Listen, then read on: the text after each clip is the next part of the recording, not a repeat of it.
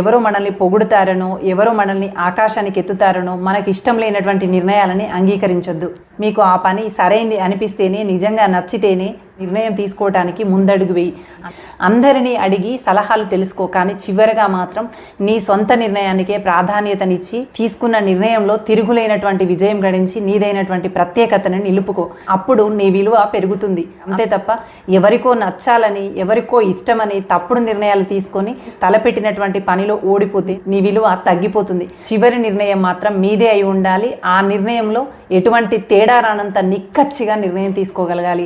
అప్పుడు మాత్రమే మీ విలువ పూర్తిగా పెరుగుతుంది. ఈ నిర్ణయాలు 100కి 100% సరైనవి అని చెప్పి మీ చుట్టూ ఉన్న వాళ్ళు నమ్ముతారు. మీ విలువ పెరుగుతుంది. మరో అంశము, మీతో ఎవరైనా ఏదైనా సమస్య చెప్తున్నప్పుడు శ్రద్ధగా వినండి. వాళ్ళు మీ దగ్గరికి వచ్చి వాళ్ళ సమస్యను చెప్పారంటేనే మిమ్మల్ని నమ్మారని అర్థం.